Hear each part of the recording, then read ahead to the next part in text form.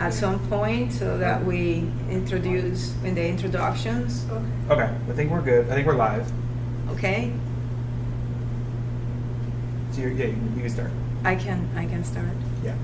All right, so welcome to our launch of the Autism Renaissance certificate. This is an effort that took almost 3 years to put together.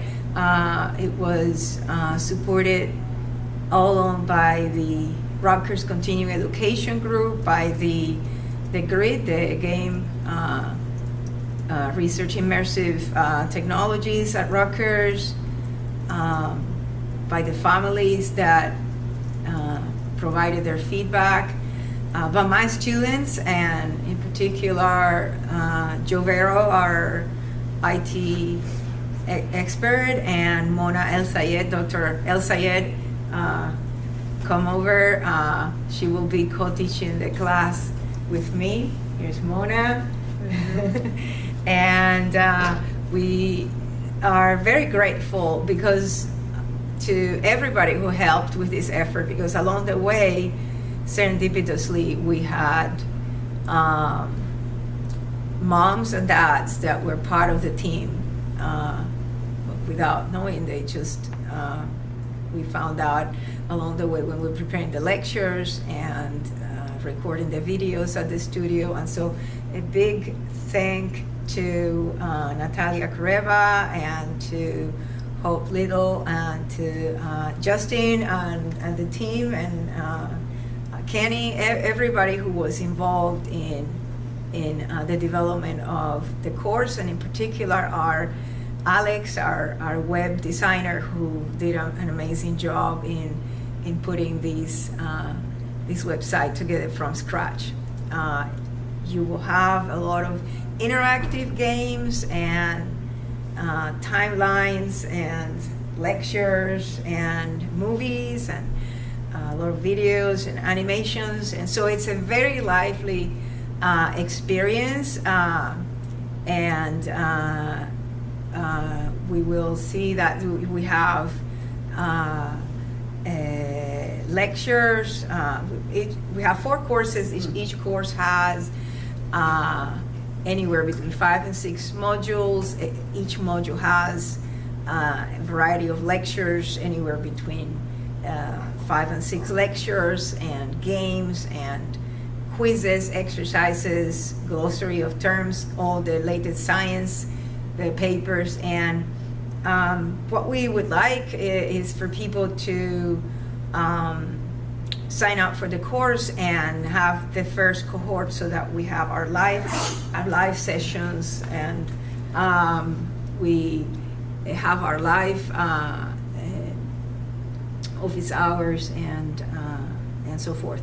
So today what we're going to do is, thank you Mona, is present a tutorial on how to navigate the site, and then I'll respond questions if the audience has any questions, and then we'll see about signing up for the certificate and playing a documentary that we put together in collaboration with my students, past and present students, and with the Roxy Ballet, and we hope that you like it. It's motivating us to do this certificate. So let's play the tutorials, unless people have questions on the live. No questions. Okay, so we play the tutorials. As a user, you will land on this page. Then if you want to buy a course, you go to courses. Here are the bundles or the standalone courses. Now, whenever you want to check something, you need to log in. So you can either log in from here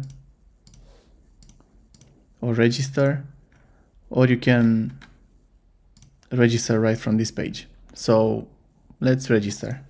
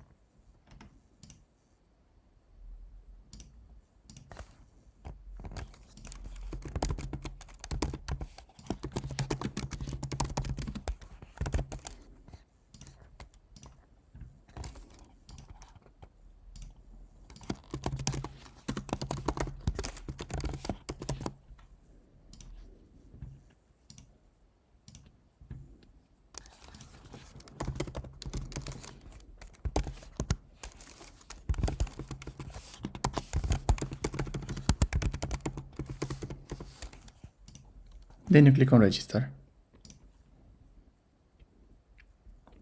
That's it. Now, once you're logged in, here you can log out. You have access to your account by clicking here. You don't have any courses yet, but you can buy either by clicking here or here. So let's go to the shop. Now you can add every course to cart. So if we were to buy this bundle, you can also see what's in this bundle. Once you click on it, you can see the price, all the courses included, the lessons, and so on. So let's buy this one. We add it to cart, then we check out. All the details are already filled from the registration process, and all you have to do is type in your card number and place the order.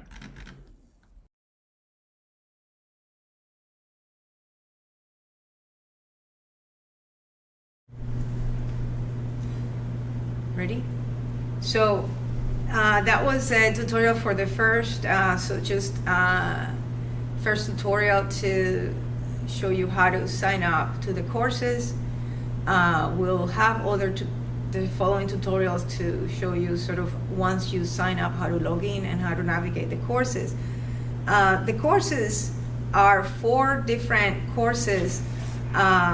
Each one is a standalone course. Course 1 goes through a different perspective on detecting and diagnosing autism much earlier than we currently do, leveraging the technologies that have emerged in the past decade and that are now available for commercially available for users. The second course, this course also goes into the physiology of the nervous system and the importance of developing the autonomous control of the body by the brain from the start of life, and therefore the importance of detecting that there is a neurodevelopmental delay or difference very early on. Within the first month of life already we can tell that something is different, and certainly within the first 3 months of life we can do so with more certainty. So there's no need to wait for so long having criteria that is based on social or emotional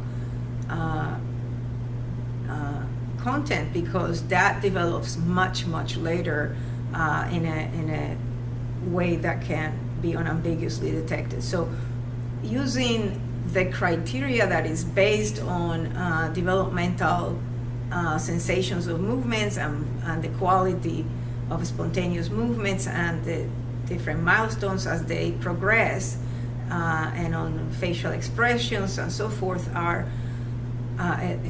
provide a much earlier way to detect signs that will very likely result in a neurodevelopmental disorder like autism or cerebral palsy or ADHD and other disorders of the nervous system.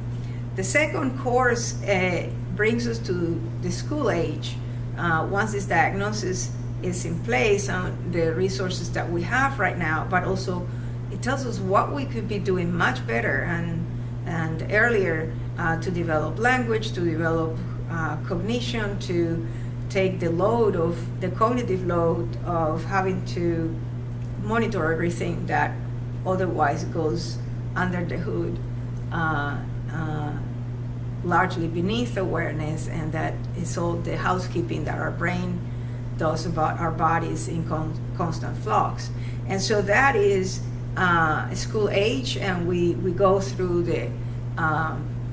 the individualized education plans and how we could actually advocate better for our kids at the school when they're developing these plans, and truly make it tailored to the needs of the child, to the physiological needs of the child, and what type of technologies we have that can facilitate these and continuation of what the school does or the clinic does at home. So really scaling up the research and the innovation. The third course goes through puberty and the challenges. Puberty is, for all of us on the human spectrum, very challenging. And for people on the autism spectrum, more so because of the sensory difference and the sensory motor differences and the dysregulation of the body and the delays in some of the metabolic and endocrine systems. And so it takes us over the challenges in real life and the experience, the lived experience. We have games and we have documented based on the life experiences of people on the spectrum that have given us their valuable opinion on how to put this together. And then the fourth course is more about adults and the challenges that they face in the job market and falling in love, getting married, the legislations that exist to manage the state and so forth. So in summary, you could take the course that best fits your needs, and you could take also a bundle of courses that might be close to the age of your child or of your young adult, depending on the life, where in life you're at, because the courses, the entire bundle of 4 courses goes across the lifespan of the human individual. So with that, we're going to then give you a little tutorial on how to sign up for, once you sign up, how to navigate the site. And of course, you can always ask us more questions if you have other questions in addition to what I am explaining. Yeah. Since we bought the 4 courses bundle, once you click on my account, you can see all the courses you are enrolled in. So, and you can also see your orders, add or remove payment methods, or edit your profile details. So now let's go back to our courses. We'll start with this one. Here you can see all the modules, each module and the lessons it has. Or watch the intro videos. We don't have any progress on this, so let's start. We now got our first module. You can watch the video and then move to our first lesson. Now, this is an interactive video. You can go through it, and then when you're done with it, you can click on Mark Complete. When you click on Mark Complete, you will automatically move to the next lesson. Now, on these video lessons, you cannot mark them as complete until you watch the whole video. So let's watch the video.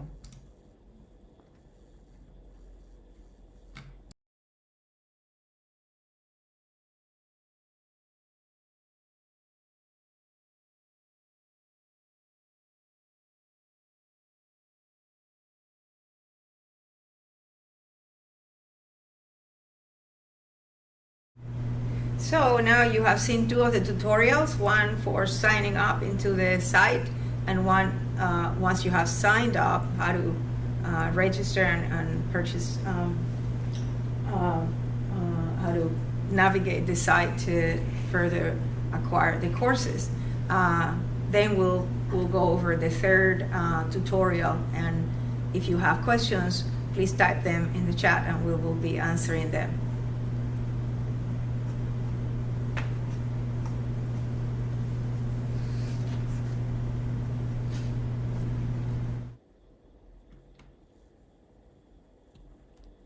Once you get close to the end of the video, the button will become available. It starts pulsating. Then when you can mark it as complete, and when you do, you will be moved to the next lesson. Here you can see all the completed lessons. It's the whole course tree. We're going to go through all the lessons until we reach our first quiz.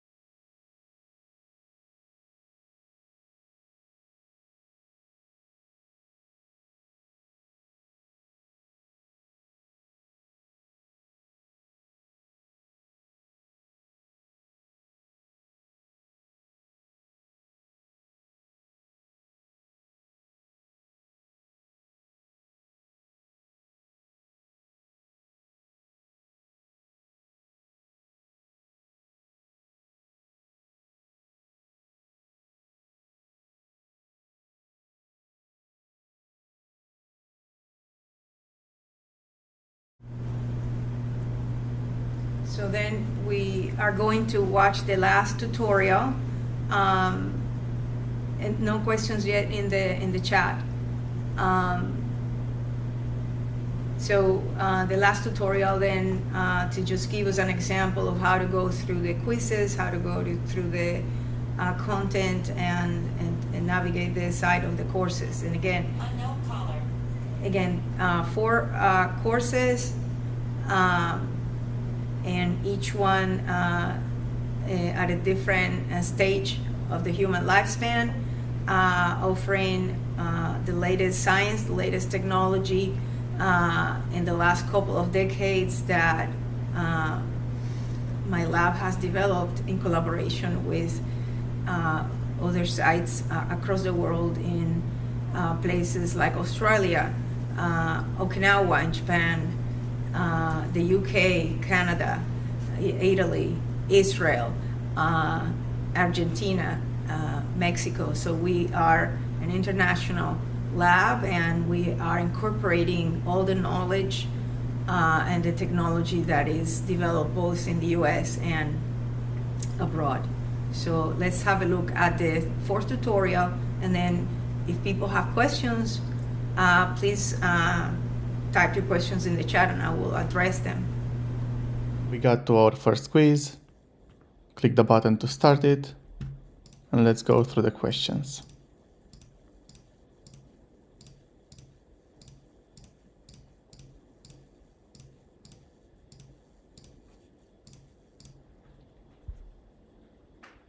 Here you can see the module progress. Once we finish all the lessons inside the module, we can mark the module as complete and move to the next one.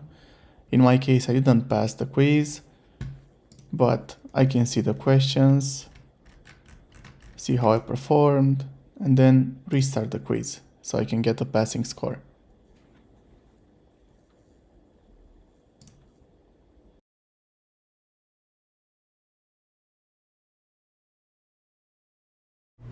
So importantly, this is an entirely online course, although we will have office hours in the live stream that we're on our YouTube channel, which I encourage you to subscribe to, because we'll be offering more resources about the courses and about the feedback that we get from people, and discussing the research, the latest research. But the important thing is that it's all online. It's all self-guided. The quizzes, it's okay if you don't pass. Like you could see only 4 out of 10. That's a no pass. We want 70% to pass, like any college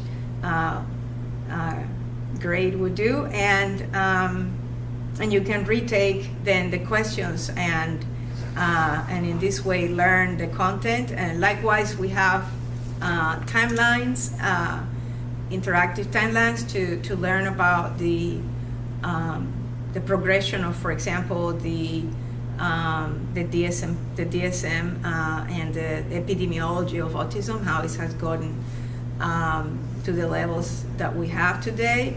We have timelines of neurodevelopment, of physiological development, the development of autonomy, the development of from the bottom up, the development of top-down control of the brain over the body, the development of agency and the importance of developing scaffolding the autonomy of the body so that self-initiation and sustained activities of daily living are possible with minimal support, with maximizing independence. And this is something that should start very, very early.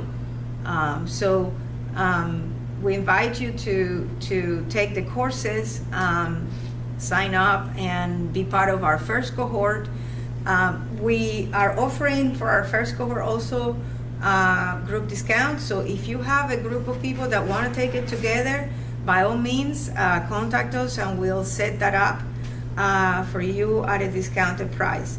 And this is particularly useful in other countries. We have already heard back from India and Canada. They want to do this, so we encourage you to form groups, and that way we'll have our office hours for that first cohort, and we'll stream them live, and we'll take questions and keep you updated with our research. Any questions on the audience? Yeah, so we have one question from Optimal Rhythms Access Academy. Dr. Torres, what are your hopes for the future in light of the work you have done and documented in this certificate? Yeah, so thank you for that question, Optimal Rhythms and Optimal Access, right? The rhythms, and this is the center, probably the big hub in the Midwest that is growing strong with Casey DePriest and Eric Lund and colleagues. So our hopes here is to empower people on the spectrum, empower the families, so that you're not gaslighted by things like fake news or social media posts that are not truly scientifically driven. We want to empower people when they go to sign up at the school system for an individualized education plan. We want you to be empowered with the latest scientific and technological knowledge that has come from our labs and from other labs in the US and abroad. And so it's knowledge that is genuine, is the source of the knowledge that many people are using to educate.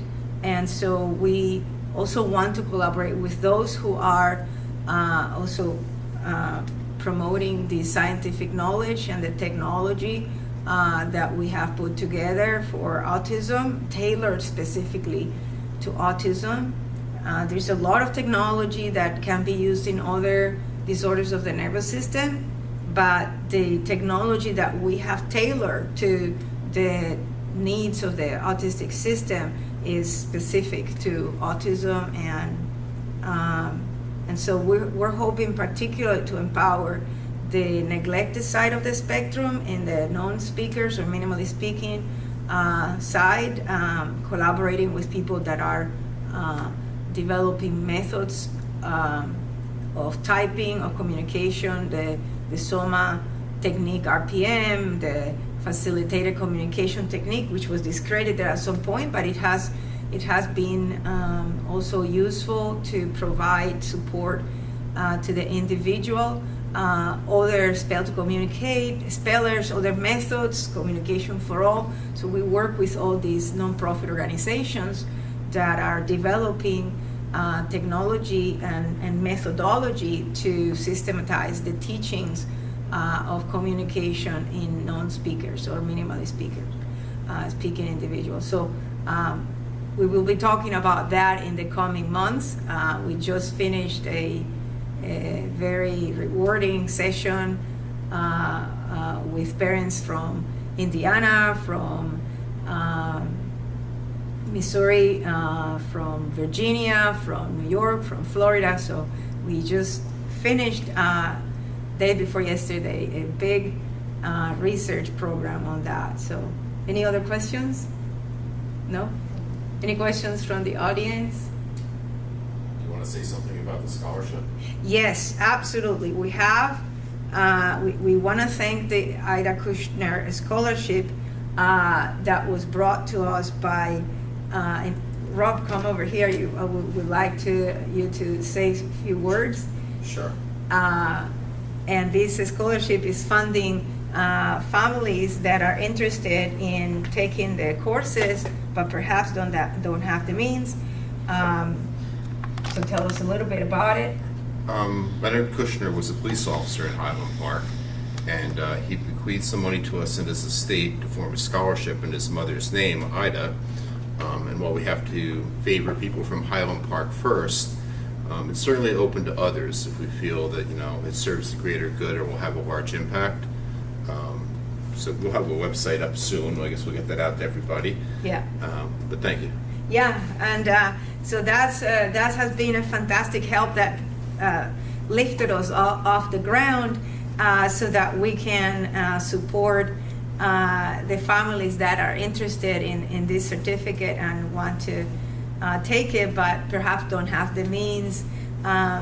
We're also creating another scholarship fund with donations that people spontaneously give through the site, and this is going to be honoring the work of the late Dr. Anne Marie Donnellan, and we already want to thank some of you in the audience who have donated to the fund, and we'll have again a web page devoted to this as well.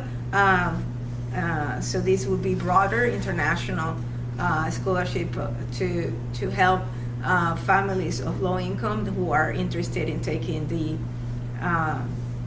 courses, and particularly in other countries that have a different currency and a different rate exchange and so forth. Any other questions? Yes, we have one question from Eric Lund. Students and families at Optimal Access are wanting to join as a group. How might we get started with that? Oh, absolutely. So send us your information, the families that want to join as a group, your email, your name. We'll set that up for you at a discounted rate, and we'll talk. We can Zoom and see how many people want to join and offer it at a discounted rate. Absolutely. Eric? Would you like me to put your neurodiversity email address into the chat? Please, yeah. So Joe is putting the neurodiverse courses email in the chat, and please email me. We're very accommodating, and we really want to. It's more important for us to actually disseminate this content because it's very empowering, and it will help you confront organizations that might be not explaining things the proper way. And this is the genuine science, the technology that will help you, will empower you for things like an early intervention program or individualized education plan where you can actually advocate for your child. And if you're a first responder, you can better understand the nature of the autistic system, the nervous system of the autistic individual, and ways and technologies that you can apply and leverage commercially available to inform your group on how to de-escalate and how to understand a non-speaking person or somebody who can speak, but it could completely freeze in a flight or fight mode situation. So please, Eric, contact us and with those names through the email, and we will provide a discount package. And it will be great because in the first cohort we'll be having the office hours live streaming, and it will be very informative to the community at large. Any other questions? No? Did you want to showcase some of the games or the timelines? Or Can we do that? Yeah. I mean, it's a little bit long. just like a snippet? No, I think that, yes. Do you want to maybe speak to the office hours that you're going to have for the support class? Yeah, so once we have a cohort, we can start, And then we will be monitoring the in the back end the progress, and then based on that we will offer office hours so that we have a group large enough. We have already upwards of 25 people in your group at Highland Park, and these are educators and families. So we already have enough, a bulk of people to launch the office hours live. So, but if more people sign up, then we will see the progress and provide office hours on demand, but as a group, because that's more efficient that way. Any other questions that may come to mind about the course itself? I actually was wondering why would somebody, there's many different options as far as autism training certificates out there now. Like, why would somebody choose this one over maybe other ones that are available? Well, yeah, it's a very good question. We get a question from the audience here that there are many autism certificates. Why to choose this one over the other? So this is a very comprehensive certificate that leverages the latest science and technologies, the genuine science that is the source. So other certificates out there use our science to explain what they do. So they're actually using our science. So this is the direct source of that science that they're using to, to explain a lot of the sensory motor phenomena in particular. And we're doing it comprehensively from the start of life to adulthood, to late adulthood.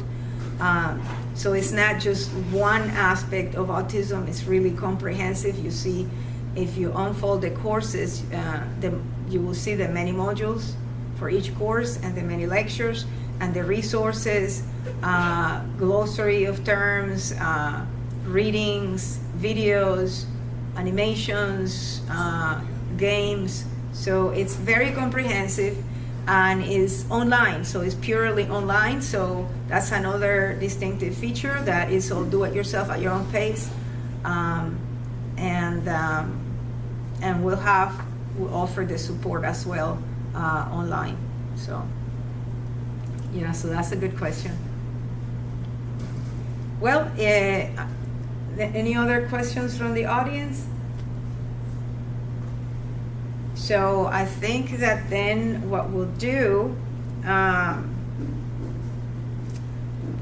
is take a little break and then play our documentary, which was done in collaboration with our students, former students and current students, and with the Roxy Ballet and with Rutgers University. This whole program is sponsored by Rutgers University, and I have to say this is through a startup company, a spin-off Rutgers, that we started and because of the need that we identified in the community for knowledge that was directly derived from the science and the technology that we have created specifically tailored for autism. I have given many talks over the hundreds of talks. I've given invited talks over the years through many organizations that have invited me to give this important information about the sensory motor systems in autism, the levels of pain, the identification of emotions and attention levels, and flight or fight mode, dysregulation, and so forth, and then the auditory brainstem responses in neonates that go on to have a delay and go on to have the diagnosis of autism, the issues with cerebral palsy and ADHD. And so over the years I've given hundreds of talks, and I decided that it was time to put it all together, and it was done very gracefully by the Rutgers University Continuing Education classes, and so they helped us design it appropriately, structure it appropriately for the level of accreditation that one would need. And in our first year, we will keep the records because we're going for an accreditation system to have CMUs, and eventually after our first year we'll have it, and then we'll offer that so that it's offered at the schools and at the clinics as well. But this is our first cohort, and we're very excited to have people taking it, mostly families and self-advocates and clinicians and educators. So We have one more question in the chat from Eric Blunt.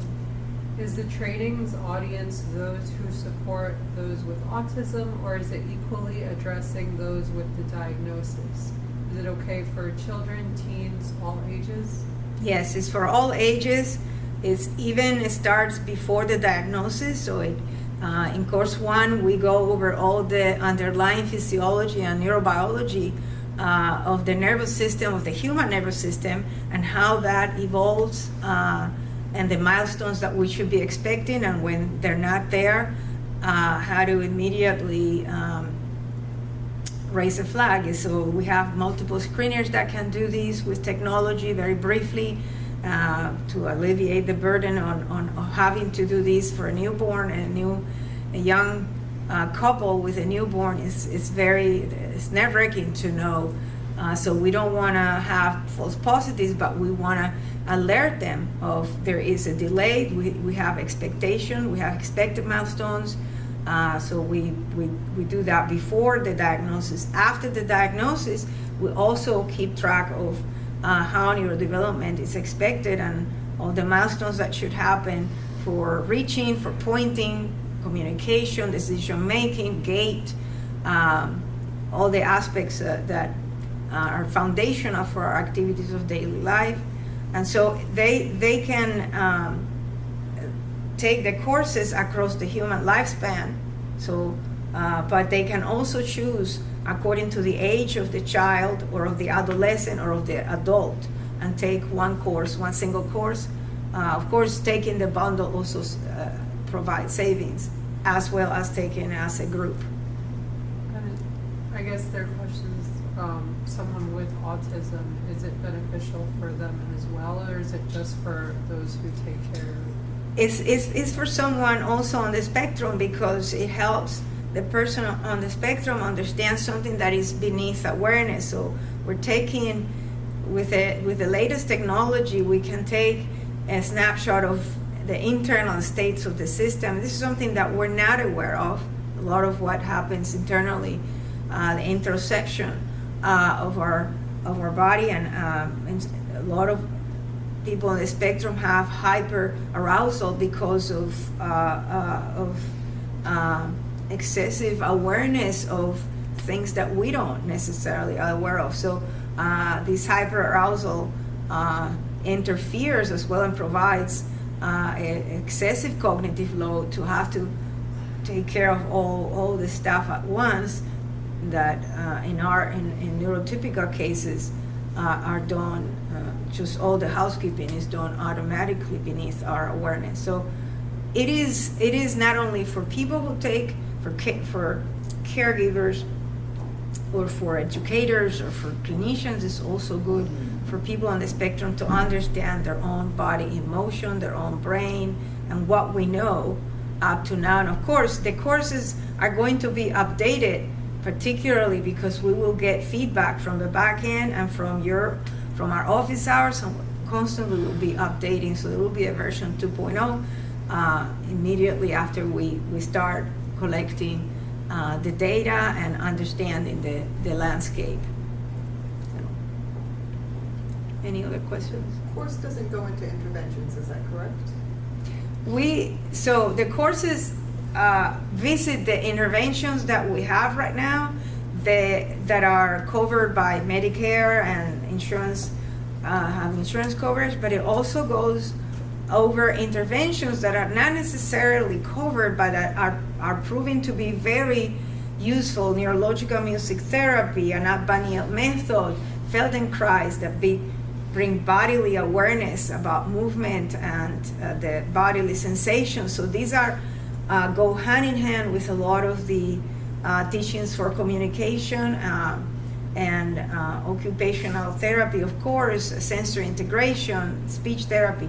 So we go over these interventions and comment on them, on the science behind a lot of the latest technology and the latest science that could improve the interventions in the precise way that we now have a snapshot of the body and the brain, and we can constantly follow the child and the clinician and see their rapport, see how that evolves, how that improves over time, and particularly the dysregulation of the person that is receiving an intervention, so that the clinician can step back if there is dysregulated states, flight or fight mode, oversympathetic overdrive. So these are the scientific explanations, the papers, the technology that help clinicians better apply their therapies. Like even the existing ones that are covered by insurance could benefit from this type of feedback and respect the child's or the adolescent or the adult's autonomy as far as they can. Yeah. And it would also help inform families to make choices about which of the right therapies. Exactly. So then this helps inform the choices that they make about therapies, because it's broadening now. It used to be one therapy, but now, or two therapies or three. Now it's very broad, and the insurance companies are appreciating the outcome measures of treatment effectiveness, and the technology that we're offering then becomes very valuable for practitioners to have at hand and to become acquainted with how they work and how to interpret the outcome of these outcome measures, because they have interpretation based on the neurology of the system, particularly the autistic system, which is very special, has a very special type of neurological development. So it's a system that it's a coping system, and it has come up with very, very clever solutions that people don't understand. And so this provides ways to bring accommodations to a system that has developed a lot of different self-found, self-discovered solutions in the nervous system. So, yeah, very important question. Anyone else? Any other questions? Okay. So maybe we take a brief break, just a few seconds to set up, and we can watch the documentary that we made, that my group, my students made for this event. Yeah, there's no. I can just press start. Yeah. Okay. So we watch it.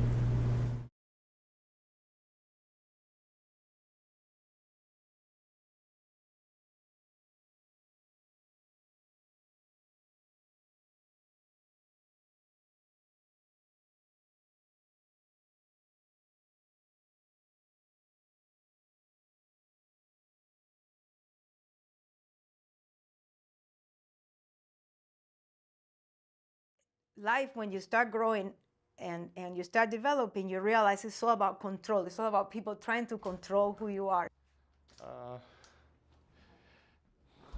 It's a nice day. Is this where you work? Yeah, we work on the basement. No windows, so you're totally in the zone when you work.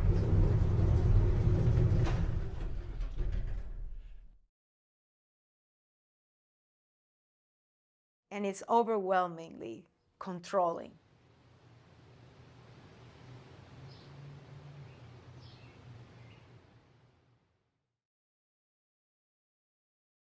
When I came to autism for the first time in 2008, The same thing with birthdays. If it's like one group, then you feel you have to post for each person. Exactly. I should have gotten my nails done. It's fine. Thank you. Of course. She's also where I saw there was this therapy that they had come up with, which was all about controlling that kid. It didn't allow that nervous system to flourish, to find its own autonomy, to find its own agency, to self-discover how to do things its own way. It was imposed top-down. I put myself on the shoes of that child and I thought, I'd rather die.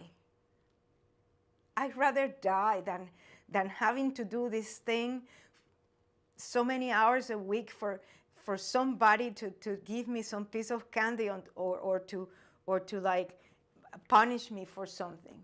I'd rather die.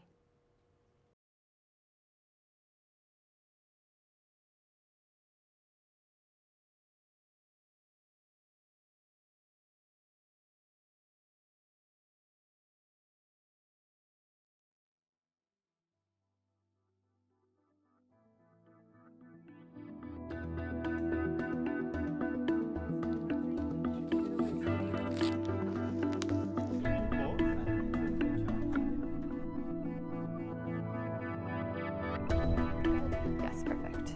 Going to measure Theo's height. For last 2 centuries, more than 2 centuries, these patients are somewhat outcast in sense of the diagnosis, while the other health sciences progressed and prospered.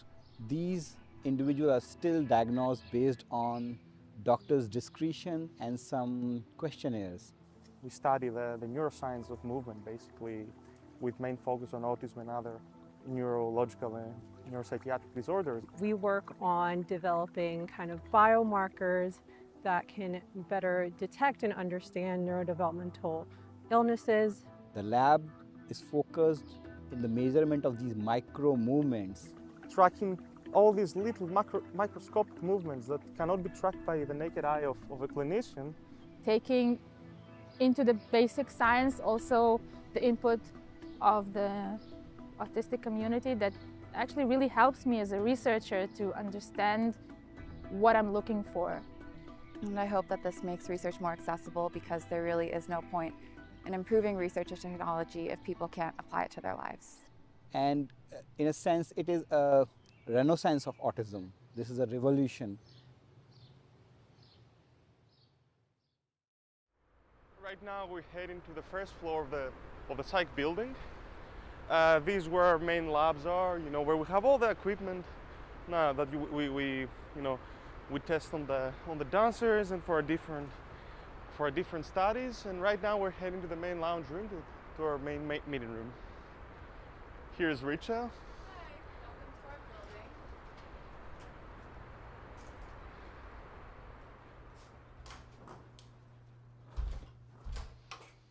So if you walk down alongside this corridor, pass through that door, you go to our main lab where we have all the equipment and all the sensors. And here on the right, we have the main meeting room.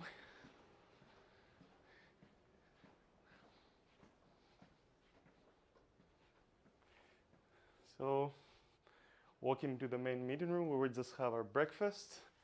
And here we walk into the main lounge area. Here is Professor Torres, the head of the lab.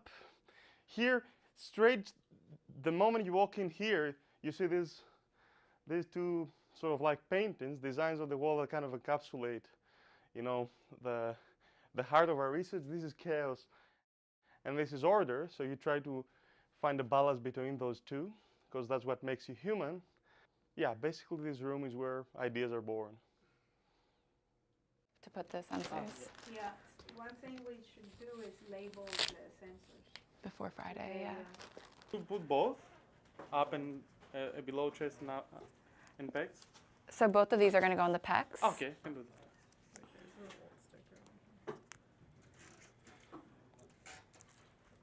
Yeah, so these are going to go on the pectoral muscles. And the purpose is to measure simultaneously heart and lungs. Yeah, so we're trying to Signals. get respiratory and heart rate And data heart from rate these sensors. at the same time. This little sensor here is basically what's collecting all of that data. So we put a little sticky adhesive on there. Theo can stick it onto his abdominal muscles, and then these clamp onto the electrodes that he just stuck on. And then we get all of that data from this little sensor that's portable. So he's going to stick that under his shirt, and it's going to go on his left upper abdominal. So Flip it. Yeah. So the metal part is going to touch the electrode. It's metal to metal. Let me do it. I got it. Yeah. It opens. Nathan, why don't you take a picture of this picture? And then, so you want it, okay. So create label, you click OK, type in what you want to type in. Can we just verify the other one is also right? verifiable. Yeah, that's good. So now the circuit's closed. Keep it here. Just so you know though, the batteries are these big blue ones. And so you push, turn, plus side goes down. And these are the little sensors that we use. Yeah, the metal should face down. So we're going to put these in the straps, and then you'll see how the avatar looks after we set Theo up with these. My name is Elizabeth Torres. I'm a professor at Rutgers University. I look at problems and I like rethinking the problems and looking for out-of-the-box solutions, looking for things that perhaps people missed and were important. And so I do that all the time. It's almost like in my nature, like I look at details that people may have missed, but it's just like fun to do it. It just gives me a lot of pleasure to find things that are completely new, that to be there like the first. It's a little bit of a selfish thing, but it's just fun. But then within that, when you create these new methods of analysis and these applications, somewhere in there long ago, I found a way to connect to the medical field, and I realized the power of what we do in transforming the way people can think about a problem. Sensors need to come off, unfortunately. I'll tell you which ones.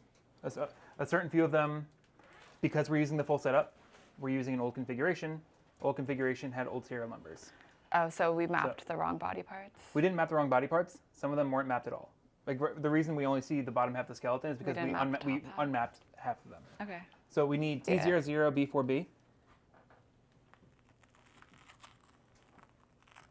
00B4B CDA.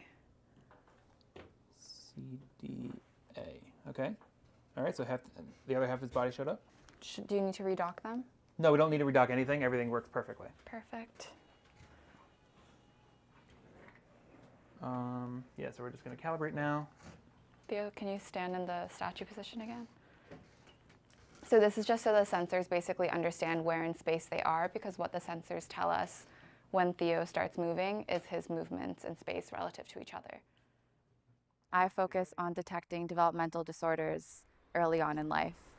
I started off working with autistic children, and I'm very passionate about simplifying the detection process and understanding why exactly different developmental disorders are present and what the symptoms mean. And I realized that the current paradigm is very behavioral and it tends to be very subjective. And I believe that the people who are dealing with different disorders and dealing with different physiologies deserve to have more access to research and more access to technology.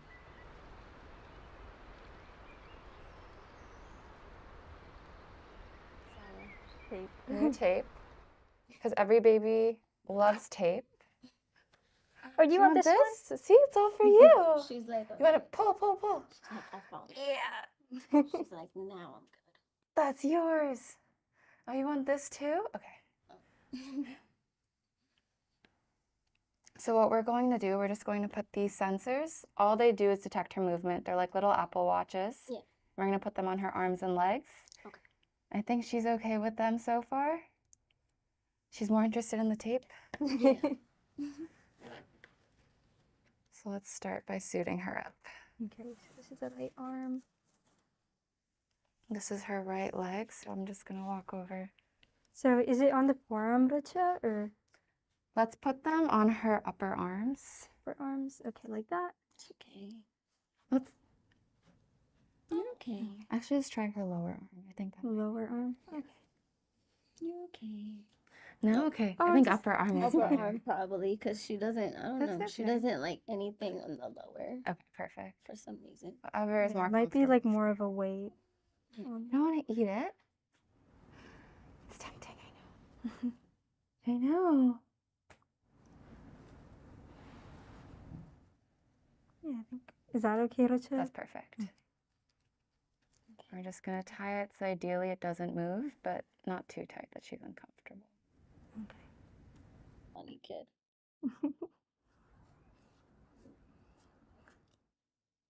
What are you doing? Look. So many toys. She's Uncomfortable. What are you touching? Are you touching my mic? She's like, ooh, looks like an Another tech toy. Her right arm. Let's move your arms a little bit so we can see. They're working perfectly. So we're gonna start recording. Now we can just play however she wants to.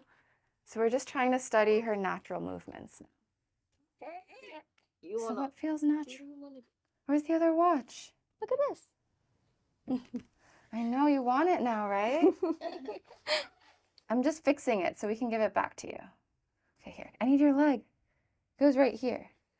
Thank you. And we're just gonna put it back. Eliana, no. It's okay. No, okay. we don't need to put it. That's a cool red watch. You Whoa! have to stand.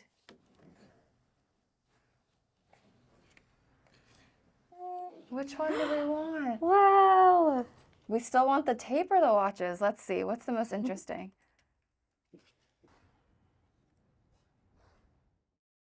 She's like, I have a watch. So that. Hi. So the motion monitor is basically a company that synced all of these systems that we're using. So these little orange sensors, these are from Xsense. The heart rate that Theo has is from another company. We're going to be doing eye gaze tracking with Tobii glasses, which is another company. And then Motion Monitor basically has integrated all of these so that they record at the same time. So all of these sensors generally, they have different sampling rates, which means that they sample data at specific intervals. And it's really hard to sync these and actually understand them on one level.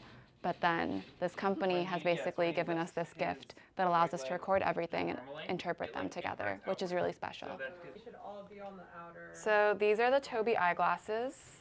They can measure Theo's gaze and basically his eye movement. Yeah, I think they even actually measure pupil dilation. Yeah. Another way to quantify, stress or focus or brightness in a room normally. Just like look at the skeleton, do some movements. Can we move it so the skeletons? Can you also like show up the ECG signal? Okay, left foot. That's your right foot. Wait, one more time? Okay, Right foot. so, okay, if you guys look at the feet. Yeah, they're we saw it. I saw that. It's Yeah. like inward. Okay, so should we put that on under the shirt? Yeah, so put it what? Under the shirt? Let's try it. Wait, so do it. It's moving. And Yeah, because then- the shirt's like moving it Yeah. more than the body. That's why I said Yeah. So try putting it Shouldn't under the have- shirt. loose clothes. I mean, you can tuck the shirt in. So the shirt doesn't move as much. What do you mean? If you tuck the shirt, if you like tuck the shirt in, it won't move as much. Or you can put the whole thing under your shirt. In both ways. Ah, yeah. There is a slide. Yeah, we didn't have this issue with the dancers because Yeah, because they're built in the. Yeah. Maybe we Yeah. can like. I think putting it under the shirt. Let's Are there try. any of these shirts? I think the problem is the left. It doesn't have the The large? the pocket isn't in the right place. I learned something that most people don't know, and and how these kids are suffering and how they feel inside. And I could see it in our data.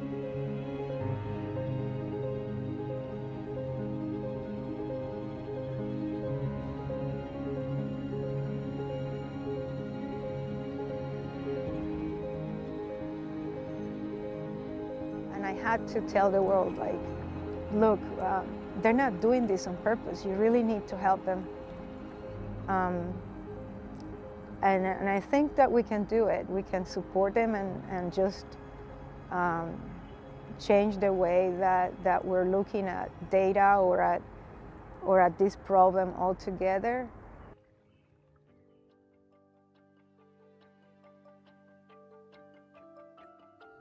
The lab is very unorthodox in a sense that it takes data of movements, micro movements, their digital signatures, and we're trying to produce biomarkers for diagnosing autism. Using wearable sensing technologies to track the individual's kind of movement, their physiological activities such as their heart rate or muscle activity, their brain signals, and that helps us kind of characterize these disorders with more objective metrics. With the heart data, we're basically tracking the electrical activity of the muscles on the chest. And from that, we get a variety of peaks that show kind of the heart signal. And based on kind of the frequency of those peaks and how they change, if it's like boo, boo, boo, boo, boo, and it's like really quick, those are like high frequency changes. And that kind of indicates, you know, parasympathetic activity where it's like a relaxed rest digest state. But if it's like kind of low frequency changes within the heart signal, that represents kind of sympathetic nervous system activity where the person might be more anxious or distressed.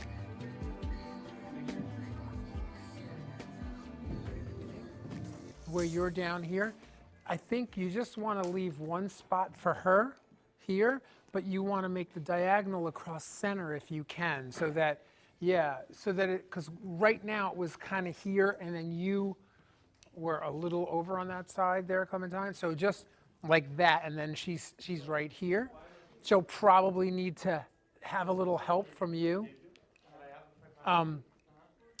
So when we rehearse this, So can we set them up? with her, you're going to want to make sure that you say, she's the one that has to tell Judith what to do. Salute, stop, turn, like you kind of have to like help her. All right? Yeah? When is she coming? Okay, Tuesday at 2:30, so. Ask for them for like a week. All right, good. And then she would be in Wednesday and Thursday, so she has 3 days. So she's cramming. She's coming in. So we get to running with her. Well, those 3 days. Yeah, okay, good. I feel like I'm getting shocked by this. Is it okay? Yeah, I feel like I'm getting shocked. Do you want me to readjust it? No, it's fine. I'm a big boy. I was wondering why I was being shocked. I kind of felt kind of good, actually. But maybe kind of, I don't know. Yeah. So I'm Mark Roxy. I'm the founding artistic director of the Roxy Ballet. And I believe this is about my 30th year directing the company. I'm a diverse person. I grew up in a diverse environment as a child, and I don't know any other way to be. Now, today, everyone talks about, you know, diversity, equity, inclusion, accessibility. Those are things that I've been striving for and things that I've been yearning for my whole existence as a dancer. So for me, yeah, it definitely is what has Roxy be Roxy. It's what the company is all about. And trying to find unique ways of bringing dance to people is what we are about. So, you know, working with, you know, you and working in this, with Rutgers University and this particular project, I think it's a really great opportunity for us to discover what we don't know. We don't know about movement. We know so much about its accessibility and what it does for other people. I know because I've spent my life giving back to other people and trying to make dance a part of their lives. So I know what it does. But that being said, what is it that I don't know about what I know? Right. So that's what gets, that's Yeah, what's and exciting. I think that getting the sensor data and looking inside the body as it's moving and producing all this beautiful choreography will help us. So we're working with Roxy Ballet today, and we are using our wearable sensors from the lab to understand their movements and their heart rates. And using the digital data from these sensors, we can understand exactly how their bodies entrain with each other, and even how their movements and their heart rates entrain with themselves, which will help us digitize dance and understand this from a new lens. We're going slow and steady to make sure everything works. Right. You're a pro at this now, though, so. So we worked with Roxy Ballet's costume designer to make these suits, and this makes it much easier for the dancers, I think. What do you think, based on, Yes, definitely. Because it doesn't really interfere with their movements as much, and the sensors are very stable inside here. It's also a lot faster than like. And yes, the setup process is a lot faster. Dave, double checking. Okay, I'm seeing 154. 154. Okay. Are you doing it now? You can start now. Probably athletic tape these. Is that too tight? So once these sensors are calibrated, that's when they basically know where they are in place on her body. So if the sensor moves after it's calibrated, it loses its space and it sort of messes up the data that we look at afterwards. So we want to make sure that the entire time she's dancing, they stay in the same spot, because that's much easier for us to interpret later on.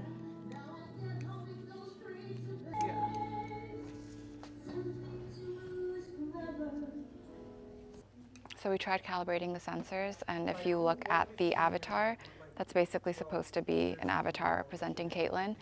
Its lower body, half of it is missing, the part that is there. So that probably means that we've either mismatched some of the sensors that we were comparing earlier on, or another issue, which we are trying to troubleshoot now. Caitlin, can you take 3 big steps forward?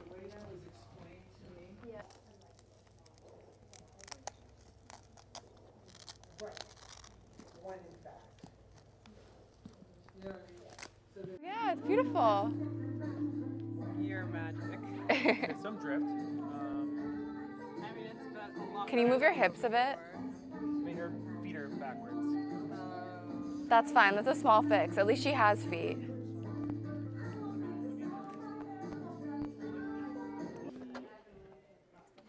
So we're gonna do the north statue thing.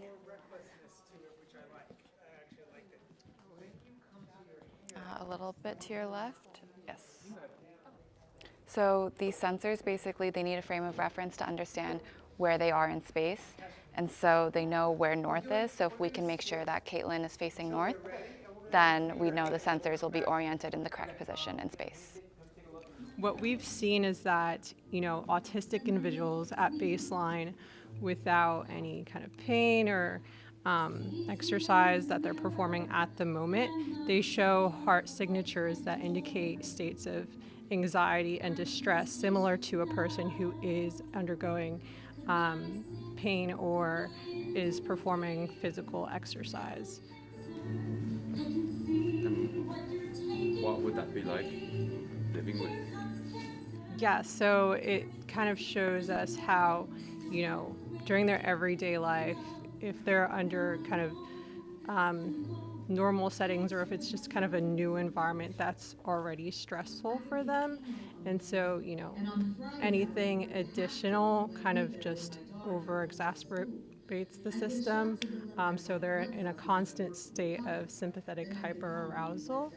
And you can, fight or flight mode, basically. And so having that, kind of being in that state over long periods of time, you can see how that can really impact the nervous system over time. Do you think that would be very stressful for someone to live with, and are they constantly in that state, or is it just periodically? I don't It might be depending on the person. But yeah, so in general, they might experience periods of like relatively less anxiety or stress. But compared to the average individual, if they're in that state for prolonged periods of time, it can definitely impact, their sensory sensitivities and basically everyday life activities. I'm very passionate about this work because I've grown up with family members and family friends who have, children that suffer from neurodevelopmental illnesses such as autism, Down syndrome, intellectual disability, and just seeing kind of the anxiety and the distress that they experience throughout their everyday life made me very passionate about finding something that I can actually do to try to help these people. And so in this lab, we can leverage these wearable technologies to better understand kind of the internal states of the individual, recognize whether they are experiencing states of anxiety or distress to help them and better improve their quality of life. So the certificate program is all about new technology, how it helps us with research, how it can help us with how do you say clinical interventions, or at the end of the day, we want to help the kids and help people with autism to be part of society, to learn, to be able to work, to be able to do whatever they want. And the certificate is going to be part of bridging these worlds of research and clinical interventions, taking the autistic perspective as well. I think it's going to be a real autism renaissance. Liz, what are we doing in here? So we're trying to give you a sense of the global nature of the program, because we're translating into Spanish, to Hebrew, to Hindi, in addition to English. So we're trying to have a certificate that encompasses different cultures and that gives a broader sense of autism beyond the confines of the U.S. The U.S. is highly influenced by the private medical insurance and the privatization of medicine and so forth. And so it generates a series of issues that don't exist in other countries, so we can learn from those countries what kind of programs they have, how they diagnose, how they treat, and it's not necessarily the same as in the U.S. In some cases, it seems more advanced. In other cases, the U.S. is doing better, detecting earlier and so forth. So we're trying to learn actually in the process of teaching about the autism across the world. So we took advantage of the richness of Rutgers students and postdocs, the diversity, and here we have a lab that is very eclectic. So it was easy to get myself speak Spanish. I'm Hispanic. We have Mona has origins from Egypt, so she'll be doing this in Arabic. We have Anna from Israel, so she's helping us with the Hebrew translation. Ridesh is from India, so he's helping us with the Hindi translation. And so it's a very, worldwide approach to autism, not just the U.S. Yeah. Yep. Okay, Great. Hi, Liz.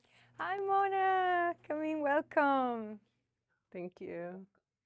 Yeah, I was checking on your new slides. They're beautiful, and they really capture what we want to say. Mm-hmm. So we don't have yet the nice background, but we'll like the editing process. Yeah.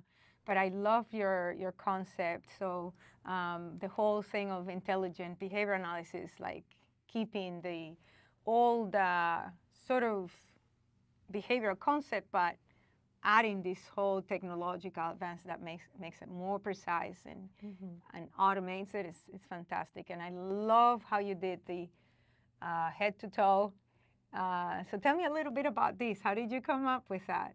Yeah, so basically I wanted to kind of provide a cohesive way to understand the different technologies that are available and accessible for people to use,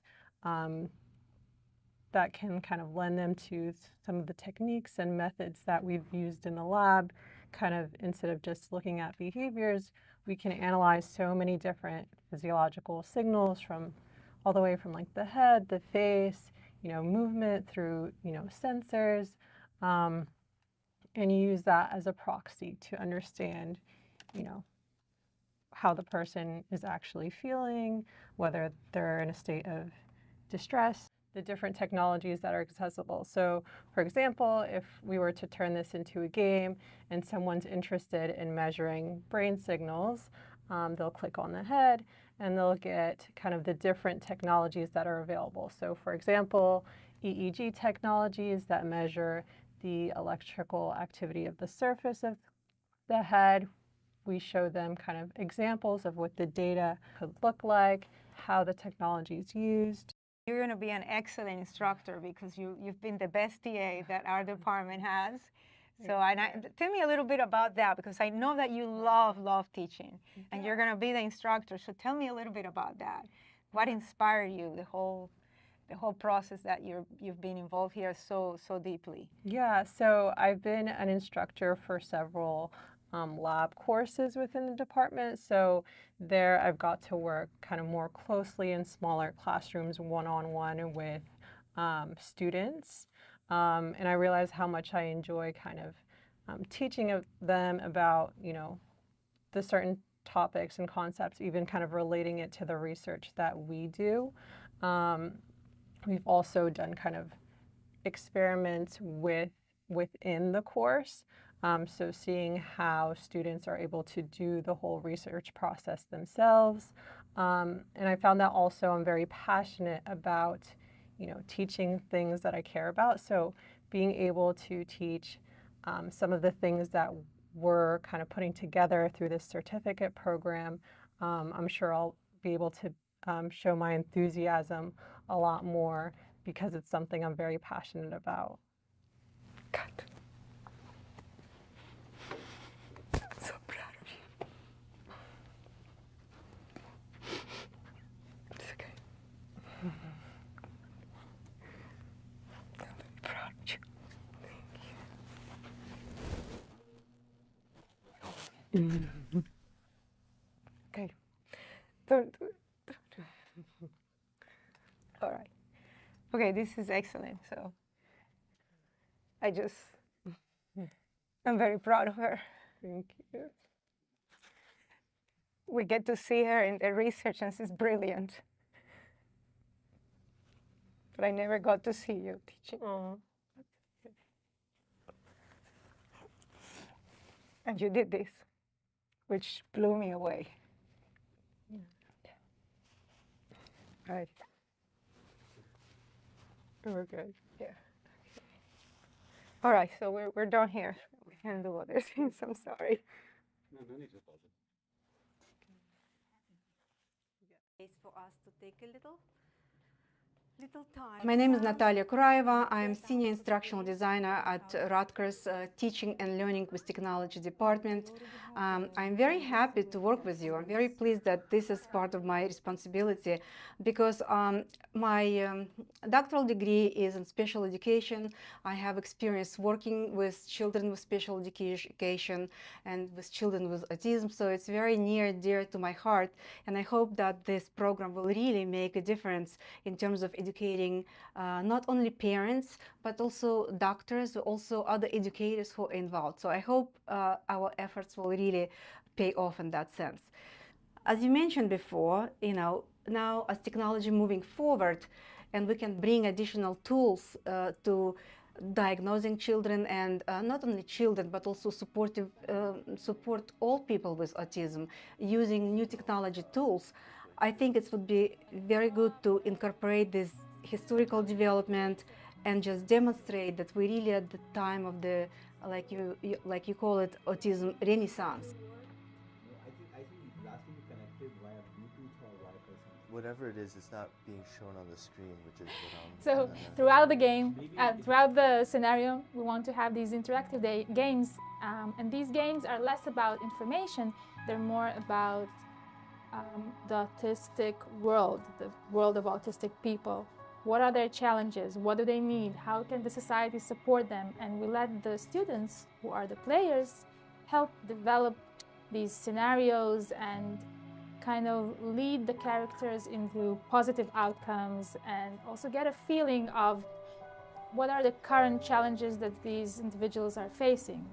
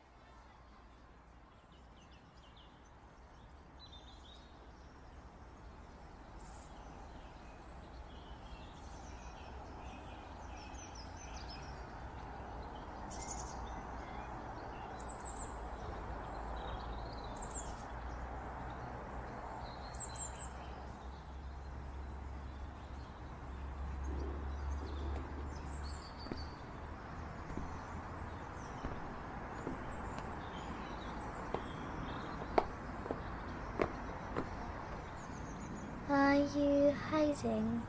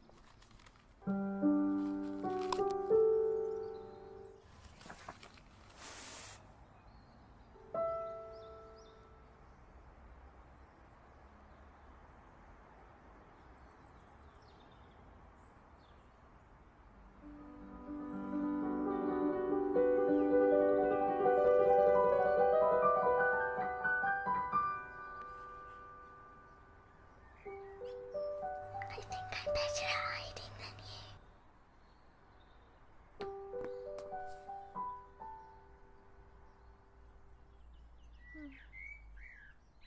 you. we're really gonna use this as the inspiration for the visuals. I think this animation does it really well, like effectively communicates the feeling of being overwhelmed by sound and just yeah, and like this sort of black and white world, which is not ideal. It's very stark and I decided to build this certificate because I thought that parents benefit from it, be empowered by knowledge of new science and new technology that has emerged within the last couple of decades. The advances in technological and scientific knowledge that we've had, which is absent from absolutely all the curricula out there in therapies. It's inspired by scientists who are translate their knowledge to the community, and that's what this certificate is about. It's empowering people to empower people on the spectrum. A very interesting problem that we're trying to solve is understanding how these dancers, the ballet dancers, how they like communicate with each other. What do I mean by communicate? What is language, right? When we speak to each other, we use symbols, we use phonemes, and these phonemes, we synthesize them together and create strings of sentences. We create words, and that's how we communicate and transfer information from one another. We firmly believe that there's some sort of underlying language that takes place there. What if we could break down this communication of bodies, this synergy of bodies in space and time, this flow of information and flow of movement and flow of expression from one person to the other? What if we could break it down to a simple alphabet? If you could break down this space into basic blocks, what if we could encode this in a simple, discrete way, and break it down to simple symbols? Then we have done something remarkable. If we discover an independent set of motion symbols, let's call them motion symbols, then basically what you've done is you're able to read people, you are able to understand how people feel, what people want to tell you, even if they're non-verbal, even if they don't speak to you. And this, in my opinion, has great implications. Most importantly, in neurodivergent cases where people are non-verbal, like they just cannot express how they're feeling to you, they can't express how they're feeling to a clinician. I think that being able to read the language of our bodies, imagine our bodies being, a way that we express our soul, we express our minds, then I think this would truly revolutionize things. So, yeah. And it's working. Can you lift your right leg up? Does that look accurate? Can you move it like straight up like? Okay, so that one's fine. That one's good. And then one thing we noticed.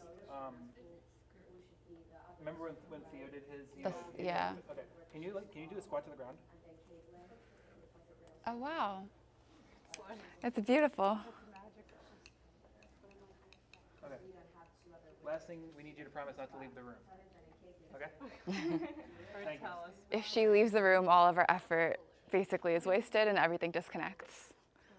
How big is the room? My name is Joe Vieira, and I work in translating the research we've developed in our lab to be accessible to a more general audience. The reason I do what I do is because I want this research to be more easily integratable into the existing practices that are prevalent in autism, both in the diagnostics and in the treatment.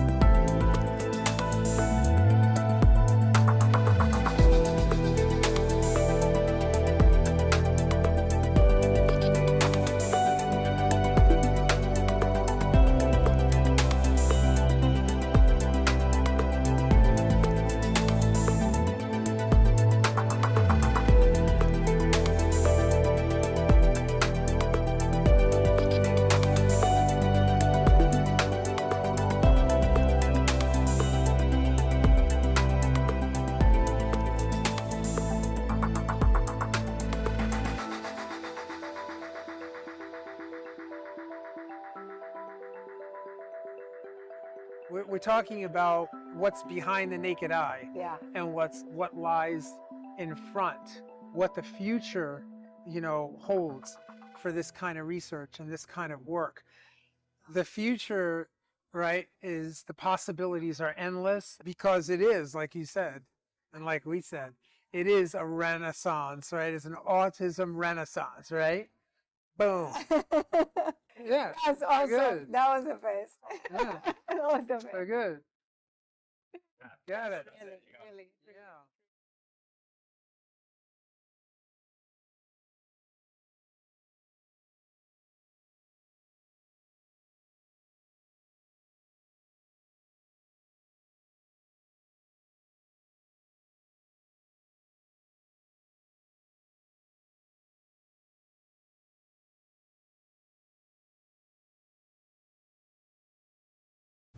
You're good? Yeah. And that concludes our session. I hope that you liked our documentary. We will post it on our YouTube channel, and we'll have our live streaming sessions in the YouTube channel for people who sign up in this first cohort. I want to thank my students. Joe Vero in particular, our IT guru, and advancing to doctorate degree, the ones that already graduated and are doctors now, Dr. Mona El Sayed, and Dr. Richard Ray, and Dr. Theo Bemperidis, and our postdoctoral fellows, Dr. Ridesh Mishra and Dr. Anna Vashkevich. Ridesh is in Canada, Anna is in the UK, and I have former students, one working in the stock market, Dr. Gillian Tarlo, and Dr. Calabransidio, Wilhelmina Calabransidio in Greece. And so this is a very, very large group. Dr. Carolyn Wyatt, so a very large group, very contributing over the span of several years. We have Jihe Ryu, Dr. Jihe Ryu in UCLA. She's a research scientist there with her own R01, making large strides in the pain research and depression and deep brain stimulation. So I think they take the torch, they continue the work, and in the meantime we're going to continue educating the public and counting on you and your feedback to improve what we do. Our science, our technology is at your service, and we hope to see you taking the class. And with that, we finish.